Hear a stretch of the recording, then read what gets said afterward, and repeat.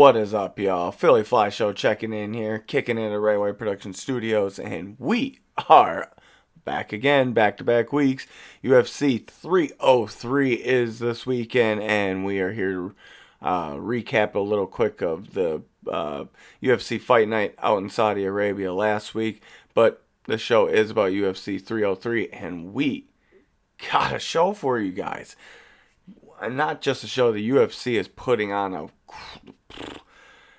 With only having 2 weeks to do it to switch up everything because Conor McGregor dropping out and everything in International Fight Week, they put together the best card that I think they could have put together in the amount of time that they did.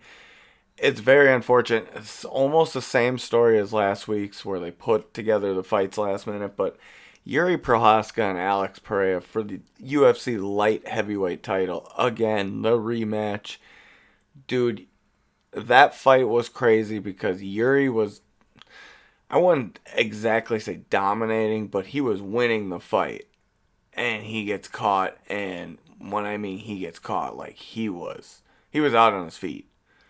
Going back, I know the night that it happened, I was a little upset with the stoppage, but going back and rewatching it, I can't even stay upset with that stoppage. Like, dude, fell face forward trying to get a takedown, and then still got hit in the head a couple more times. It was ugly ending for Jiri last time, but this time it could be different. It could be a different style fight, but it is on really short notice, so it being a 5-round fight, I don't really see it going 5 rounds. I'm already jumping into this. We're supposed to jump into the recap. We're gonna rewind quick.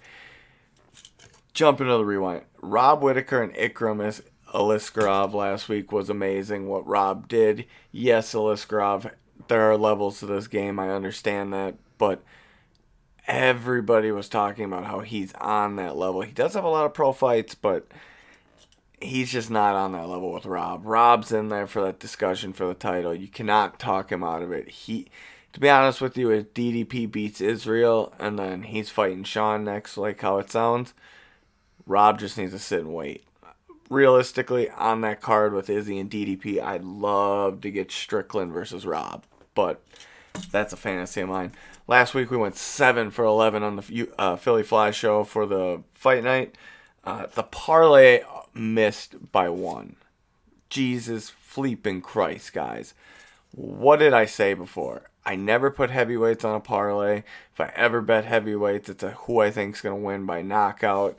And that's the only way I pick it on a short pick. Put it on a parlay, guess what happens? The guy I pick loses, and that's the only one that loses. So, it was unfortunate last week, but this week with the UFC 303, I do not have a parlay for you guys. I'm not sorry. I'm not. You'll understand why after I go through this list of fights and who's the favorite, who's the underdog, and who I like to win the fight. So we're going to jump into it because we got 13 fights here. We'll start off in the bantamweight male division. Looking through I think one female fight only. Yep, one female fight only this week, guys. A little weird. We haven't had female fights for 2 weeks. It's kind of off, but that means they're coming up, so it's going to be a bunch of good ones coming up. All right, quick drink there, and we are off. Match like number 13, bantamweight, male division. Ricky Simón versus Vicious Oliveira. Now, Oliveira's making a great. I'm pretty sure it's his UFC debut, but dude's a knockout artist, so it's going to be a good striking match. Ricky Simón's probably going to use his wrestling in this a little more and his grappling because that's just how Ricky Simón fights dudes that like standing up because they ended up cracking him a couple times last time. So I feel like he's going to use more wrestling in his game. Ricky is a negative 245 favorite, whereas Oliveira is a plus 200. I'm going Ricky here. I think this is just too big of a step up in competition for Oliveira. If he does get the W, it won't be the biggest shocker, but I just don't see it happening when there's levels to the game, like we said, and I just think Ricky Simón's level is going to be a little too much for him. 1 out of 5, though, on the confidence. Ricky gets his hand raised after that. All right, match like number 12, we'll jump to the flyweight division. Ray Suara versus Carlos Hernandez. Hernandez is a plus 375 underdog, whereas Ru Suara, negative 550 favorite. He deserves that. The only thing is usually when you're about this big of a favorite, I put a bigger confidence level on you. I'm only going 3 out of 5 that Ray Sora gets his hand raised because Carlos is a dog and he's gonna make this a dog fight. So if Sora jumps into that type of fight, it's over with for him because Carlos is a dog and will make it a bloody dog fight. All right, match like number 11, we get a heavyweight fight here. This is one I'm going to stay away from betting, guys, because I just don't understand how we're still seeing Andre Arlovski fight one more time. Yeah, I think it's his last ever time in the UFC. I'm predicting it. He is 45 years old. It's time to hang him up, buddy. And then you got Martin Buday. Buday is a negative 260 favorite. Andre Arlovski plus 210. Look, Andre could pull that vet stuff and get a nice decision win here, or get a crazy counter knockout, which we haven't seen for a while, so I don't predict that really happening. If Andre Arlovski wins this fight, it is by decision, but he is not winning this fight, I don't think. I think Martin Buday gets him. The only thing is it's heavyweight. Anything can happen, and I won't bet it. 1 out of 5 on the confidence level that he gets his hand raised. Match like number 10 is, we have 2 female fights on here. Sorry, guys. 2 female fights. Forgot about this one. Michelle Karate Hottie Watterson versus Jillian Roberson. Yo, the Karate Hottie's a plus 155 underdog. Jillian negative 185. If you have not been watching Jillian's fights, she's been putting people like me to shame who bet against her because all they seen was grappling. She's added some striking to her game. She can actually throw a little bit compared to what she used to. I'm going to give her that. The thing is, she's fighting the Karate Hottie, who takedown defense isn't the greatest.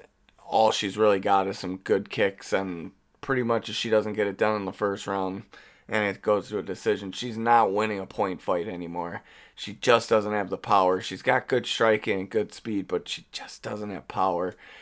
Even with some of those leg kicks that she has, I just don't see it. So, Jillian Roberson, I feel like, is going to get a finish here, and I also feel like it's going to be a submission. So, if you want to get the money better odds on there, you can do that. Negative 185 on Jillian, plus 155 on the Karate Hottie. I'm going Jillian Roberson to get the win. 3 out of 5 on my confidence level that Jillian gets her hand raised after this fight. I'd even go, I'm still going submission, guys, or finish. Go finish if you want, because I think she gets the finish here real quick. All right, match like number 9 is going to be a prediction of the wilds, is what I call it, because we are crazy for doing it.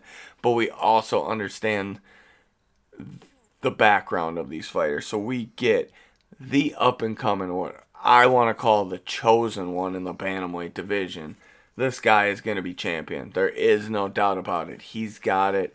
He's just got to get some fights under his belt. They do need to keep giving him some warm-up fights. I get it. The kid is young. That's why they need to do it. I just don't want him to get too high a level and, lose that confidence. But the guy he's fighting here, this is a bantamweight male fight.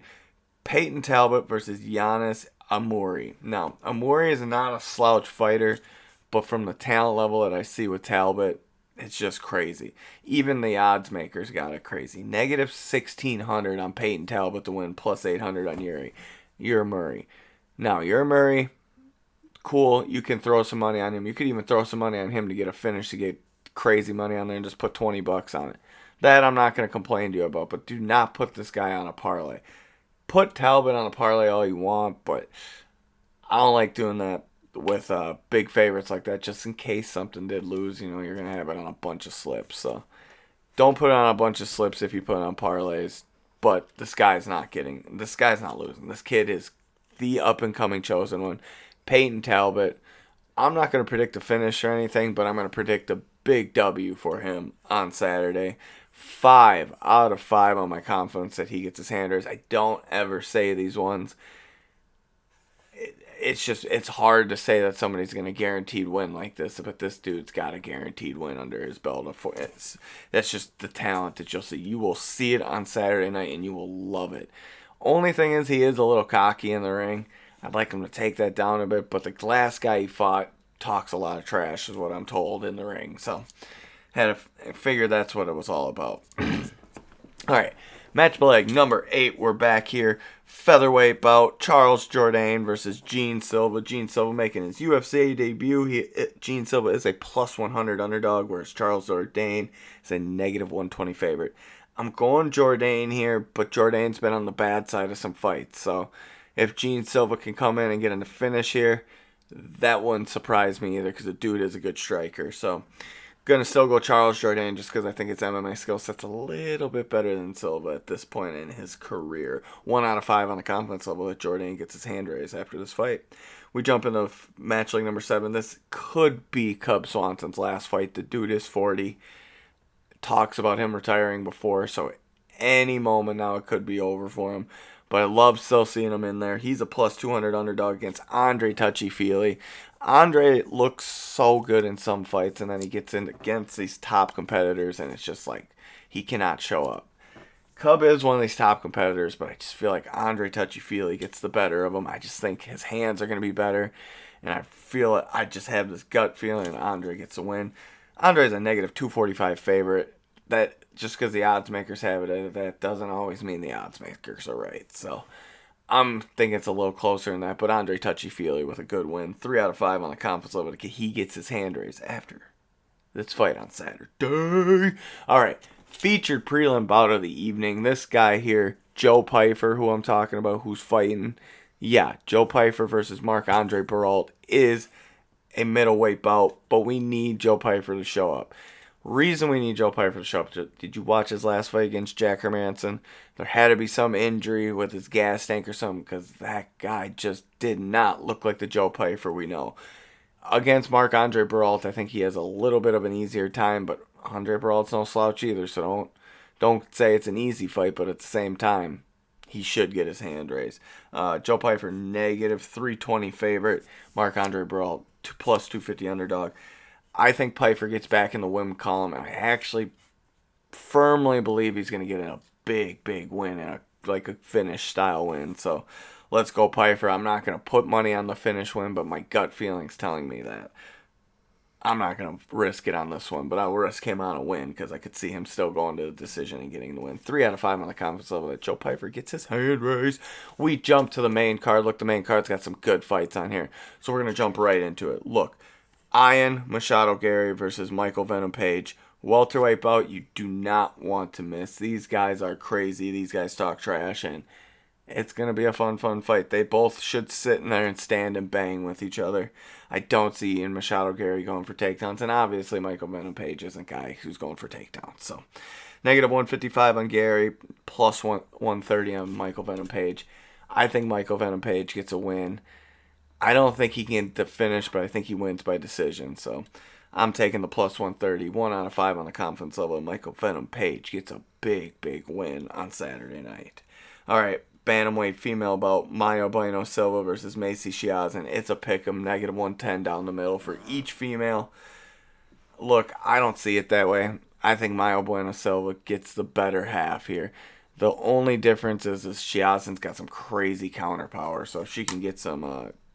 She gets a crazy good counter on the jawline. It's nighty-night for Silva, but I just don't see that happening. I think Silva uses their grappling game to get a good win there and a point fight and a decision win at best. 3 out of 5 on the confidence level if she gets a win. Yes, I'm confident how to pick them. I just see Bueno Silva as the better fighter, so we'll see if I'm right there. Match like number 3 is a light heavyweight bout. This bout started out as Carlos Ulberg versus Jamal Hill. Jamal Hill gets injured. It's supposed to be Carlos Ulberg versus Anthony Smith. Carlos Ulberg gets injured, and it turns into Roma Diazal. So it's Anthony Smith versus Roma Diazal. Rome's coming up in weight class, and he's a negative 140 favorite, whereas Anthony's plus 120 underdog. I'm going Anthony all day. With Rome coming up, I don't think he's going to be strong enough to fight with Anthony, and if it goes to the ground, Anthony's going to submit that guy. So, very, very good advantage actually on Anthony's side with that plus 120. Plus, that plus 120 adds your odds up there if you want to parlay it with something, if you feel more confident with it. That's what I would do. I'm going Anthony Smith, but it is only a 1 out of 5 on the confidence level. I just think Anthony Smith has top level game over Roman Dolezal at light heavyweight. This was a middleweight bout. Dolezal all day long, but not happening here. All right, co-main event of the evening. I switched into this. I didn't say this in the beginning for a warm-up because I wanted to quick chit-chat on this fight.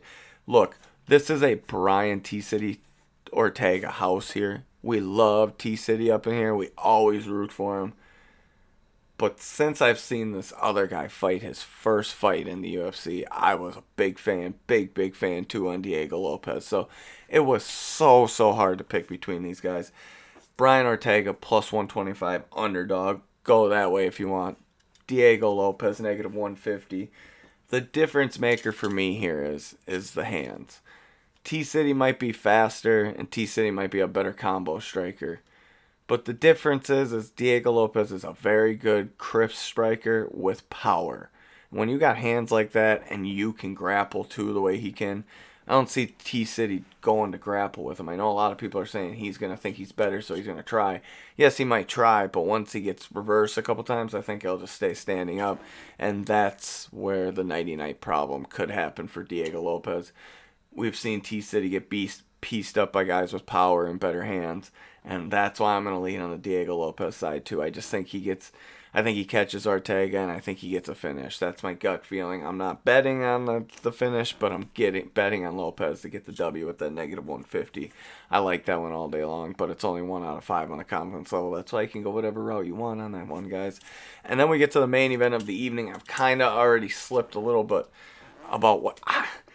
Look, man, that fight the first time, Jiri was winning, right? And gets caught.